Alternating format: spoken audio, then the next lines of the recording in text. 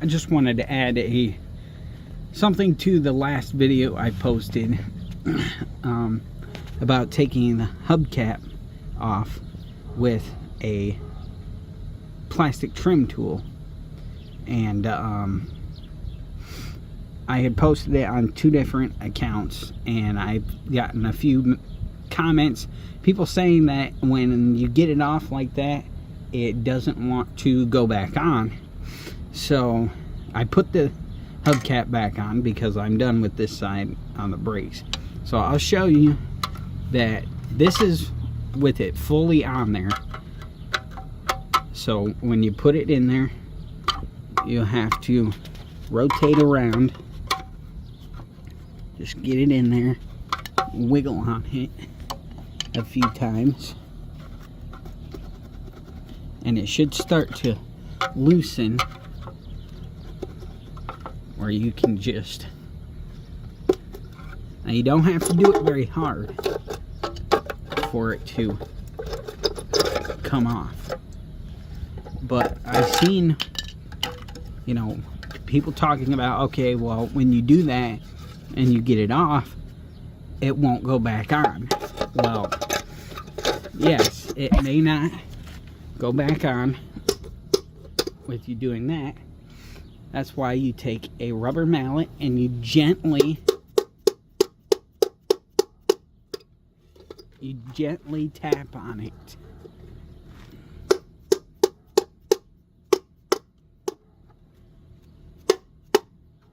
See? You gently, don't do it too hard, but you just tap on it.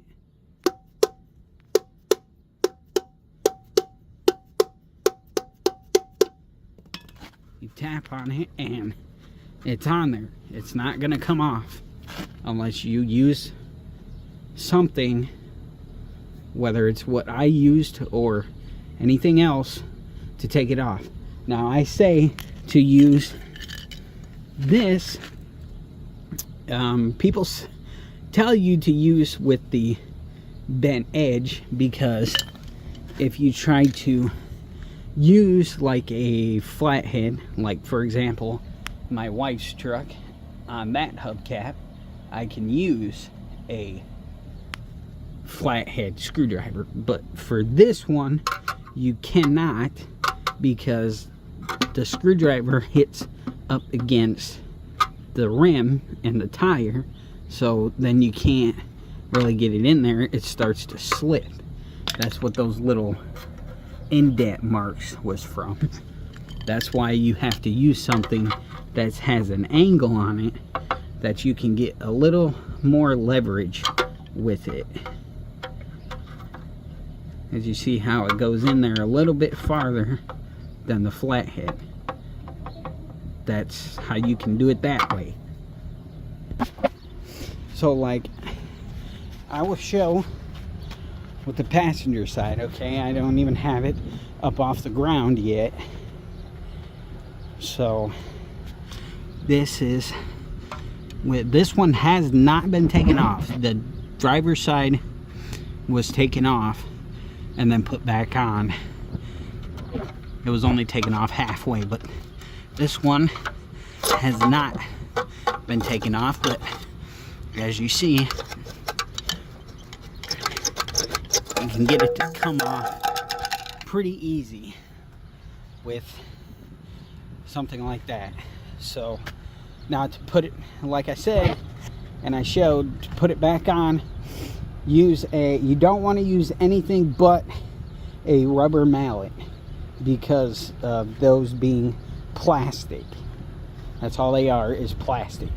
You use a rubber mallet.